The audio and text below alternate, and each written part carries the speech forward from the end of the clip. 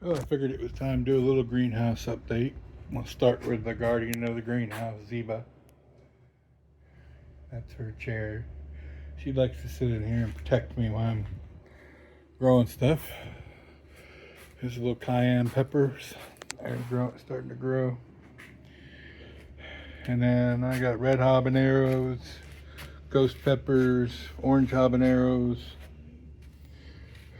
white habaneros. They're all starting to come up pretty well. These are all from seed. These aren't, these are store-bought. Some of these were store-bought. I'm trying a little thing. I had watched a video and they said if you top these green peppers that they'll produce more out the side. So I only did a couple of them. And I already see the shoots in the pit starting to grow, so they may be correct. I left a couple of them just in case. They were already starting to flower. Get the peppers out of those soon. But we got yellow bell, green bell, purple bell. There's a nice big cayenne.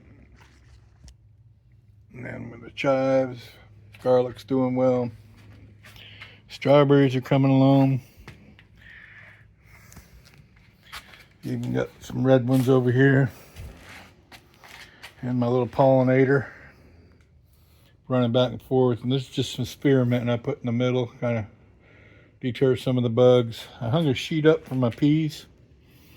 I believe they're getting too much sunlight in the morning, because I've noticed I have a shady spot over there, and I got to put something up here as well.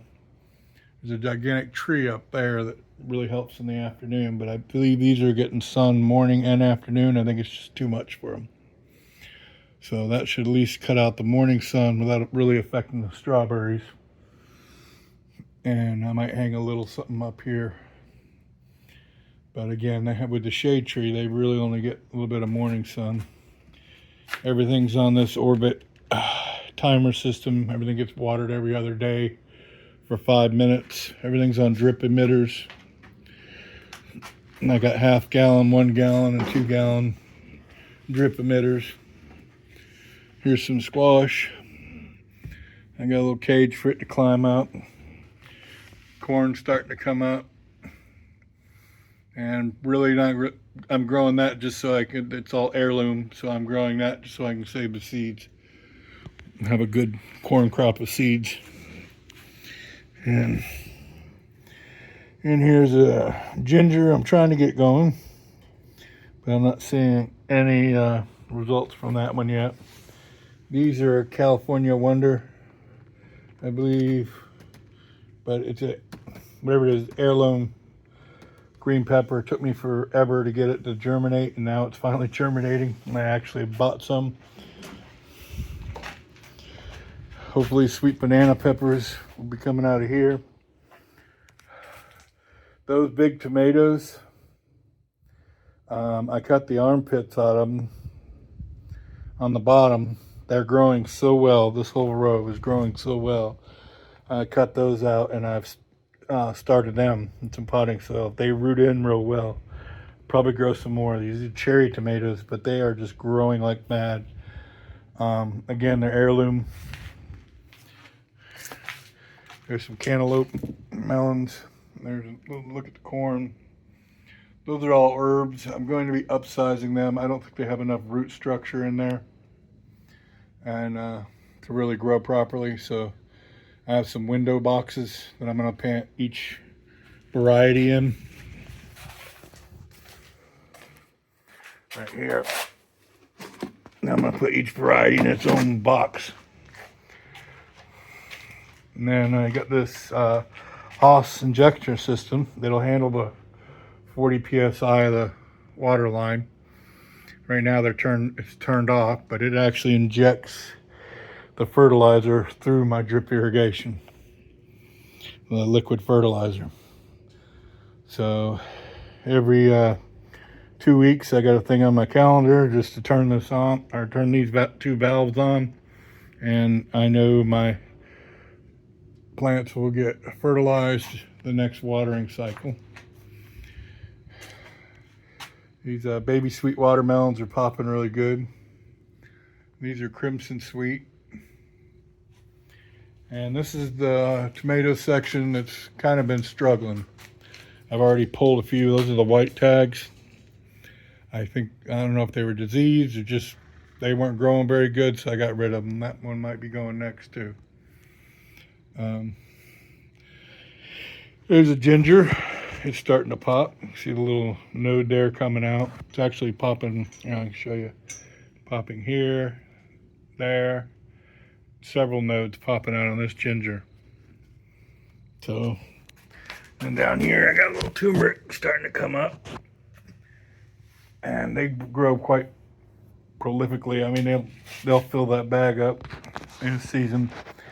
But everything in here for the tomatoes is all heirloom. I got Mariglobes, cherry tomatoes. I forget what some of the other names were. Mariglobe and Borellos, or Borels, or whatever they call it. But anyway, being at their heirloom, indeterminate, they're going to keep growing. So I put them on these strings. So eventually I can move the swings around, try to organize everything. These are all on 1 gallon drip emitters. I found 1 gallon pretty much moistens the whole grow bag. All these are 5 gallon grow bags, but doesn't put a bunch of water on the floor. So it gets saturated, but if any excess water is in there, it runs out on the floor, goes down to the drain right here. So, but pretty much with the 1 gallon for 5 minutes is enough. I need to run some drip emitters for this one. Up there along the gutter tray, the smallest drip emitters I got are 1/2 gallon. Again, 1/2 gallon drip emitters are the red ones. Here I got a bunch of 1/2 gallons. I made this out of a 55 gallon drum. Screwed it in and just made this stand for my wife's strawberries. But for some reason this soil, it doesn't seem to want to hold the water. So I noticed some of the plants were struggling. I did only have drip emitters kind of in the middle, so now I've spread them out. So almost each plant has its own drip emitter at a 1/2 gallon instead of a gallon. But I don't want them sitting in water either and rotting. Of course, their root structure is pretty shallow. And that's it, pretty much. I've also planted a wild plum sunflower seed out here out in this bed outside, along with the garlic. And some of those are popping up, trying to encourage some pollinators to come in.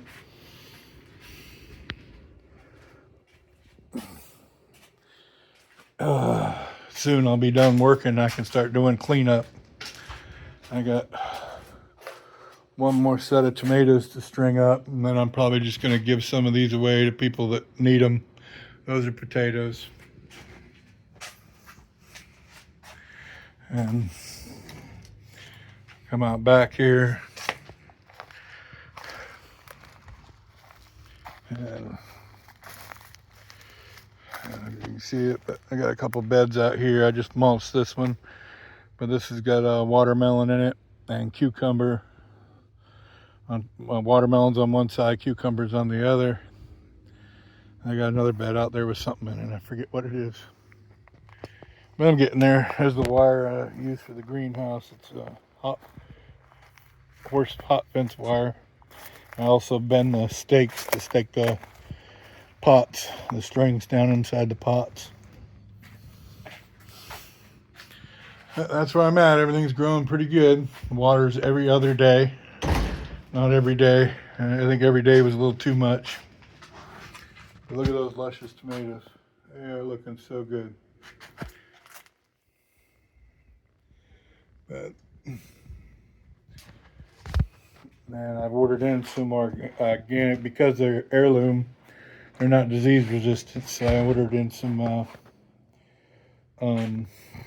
all natural fungicide, pesticide from, I think the company's called Montgomery. But it allows you to treat everything organically. So,